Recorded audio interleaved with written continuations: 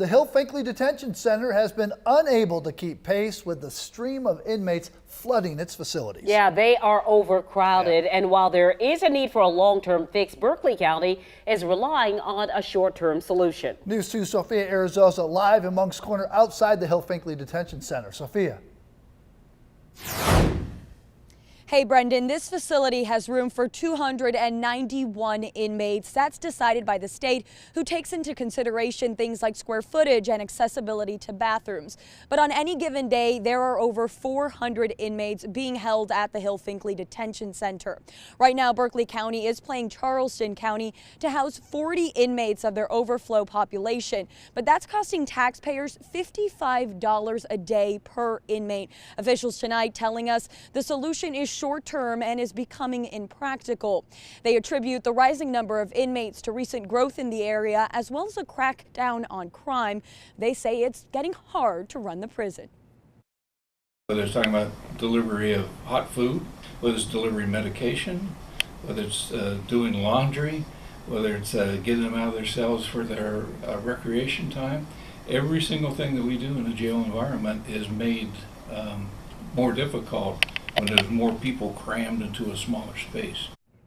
This year, Berkeley County Council allotted $800,000 to be used to pay Charleston County to house those overflow inmates. Reporting live in Berkeley County, Sophia Arizosa, Count on 2. Have you seen the man here? Officials say Calvin Smith Jr. was driving a car when his passenger, Brianna Sampson, fired several shots at 2 Charleston officers. Sampson was arrested. Now Smith is wanted for 2 counts of attempted murder. If you see Smith or know where he may be, you're asked to call Crime Stoppers at 554-1111. The man accused of shooting a woman on Meeting Street on Tuesday afternoon appeared in bond court today. Walter Piercy is charged with 2 counts of attempted murder. He was not issued a bond on those charges. Piercy was issued a $200,000 surety bond for gun possession during a violent crime. The family of the victim says she's fighting for her life. Senator Paul Campbell appeared in court today. He was arrested last year for driving under the influence and providing false information to police. News 2's Libba Holland was inside that courtroom today explaining what happened. A Colleton County judge oversaw the courtroom today here at North Area 3 Magistrate Court in North Charleston, and in the end he decided that he needed more time to review the evidence. Defense attorney Andy Savage representing Senator Paul Campbell. The only witness he called today was the responding trooper from the night of the incident in November. Savage questioned Trooper Travis Medvin about what appeared in the dashcam video of the field sobriety test and the video of the breathalyzer test. Savage argued that in the video, Campbell asks for a second blood alcohol test, but that test was not given to him. The prosecution argued that the trooper misunderstood. On to the dashcam video that's entered into evidence. Savage believes that because of Campbell's age of 71, more cognitive tests should have been given instead of physical tests. He also argued that you can't see Campbell's feet in one of the tests. Take it under advisement, the arguments under advisement, the motions under advisement. The judge received copies of the videos and the written transcript. He'll review it and issue a written order of his decision. When that judge's order does come down, we'll be sure to bring it to you right here on News 2 and CountOn2.com. In North Charleston, Libba Holland, Count on 2. North Charleston police are investigating a deadly shooting that happened just before 8 o'clock this morning on Celestial Court near Rivers Avenue. Police say they found a man shot. He was inside a car at the time. Police say the owner of the car told them his car had been stolen, and he confronted the man and fired several shots. Police say the man inside the car died at the scene. Have you seen the man on your screen? His name is Tavon Gathers, and Somerville police are looking for him. Police say Gathers is wanted for attempted murder following a shooting Sunday. Police say the victim identified Gathers as the shooter before being taken to the hospital. If you know where he may be or can be found, you're asked to call police. People in Dorchester County are complaining about a foul smell in their water. We sent News 2's Dorchester County reporter Stetson Miller to check it out. If you live in the Somerville area and have noticed a strange taste in your water, well, you're not alone. Several people have reported that this is a problem, and the Somerville Commissioner of Public Works spoke to me about it today. Somerville CPW manager Charlie Cazell said they received about 100 calls within the last few days about the water issue, and he said it's connected to the recent winter storm. We were seeing high levels of flows that we would typically see during a summer day.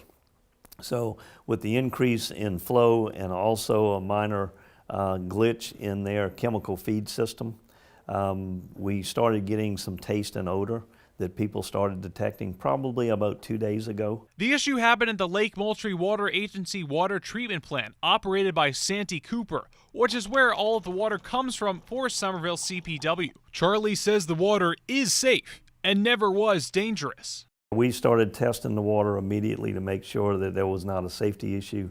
Water is perfectly safe. It is going to taste a little bit different. And now the problem has been fixed. It's already been corrected. It's just going to take a little bit of time for the new water to get into the system that is balanced. And Somerville CPW says that the taste should return back to normal over the next couple days. In Somerville, Stetson Miller, Count on 2. The paperwork for an appeal in the case of former North Charleston police officer Michael Slager has been officially filed. Slager was sentenced to 20 years in prison in the 2015 shooting death of Walter Scott.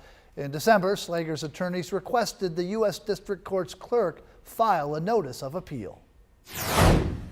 A group is standing behind the man accused of being involved in the disappearance of a New York teenager who vanished in Myrtle Beach.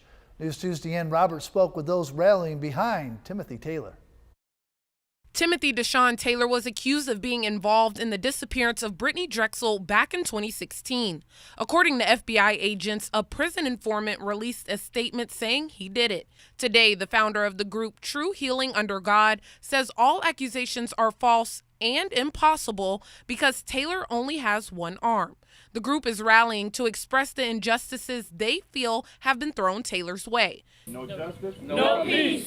John Barnett, as well as Taylor's mom, says the FBI is targeting Taylor because of his criminal past and color of skin. I feel, helpless, and I get angry, of course, because this is the system that we count on. We've been taught that if there's an issue or a problem, even being around the neighborhood, who do you call? You don't take matters in your own hand. You call the law, but then the law has failed us. He's been, put in the court system, and he's done his time, he's done his probation, and yet they have resurrected this charge again just to put pressure on him to say, I killed Brittany Drexler, which is not the case here. The group is planning another justice rally the weekend before Timothy Taylor has his sentencing hearing on January 30th. They want to expose this case nationally and prove Taylor's innocence. Reporting in McClellanville, Deanne Roberts, Count on 2. South Carolina House District 99 has a new representative tonight. Republican Nancy Mace won this special election on Tuesday night, defeating Democrat Cindy Boatwright. News 2's Raymond Owens spoke with Mace about the election. Mace tells me she's humbled by the win and excited to get to work in Columbia. Mace, who is from Goose Creek and now lives on Daniel Island, says she's going to concentrate on things voters in Berkeley and Charleston counties told her to concentrate on. And people are really concerned about infrastructure and roads, nuclear power plant mess, education and tax reform. Now a mother of two, she first became known by many in the Low Country when she was the first woman to graduate from the Corps of Cadets at the Citadel in 1999. I really learned the value of hard work when I was there, being in a challenging environment and how to be successful and not lose your cool. And I graduated top of my class. In 2014, she unsuccessfully ran against Senator Lindsey Graham for U.S. Senate.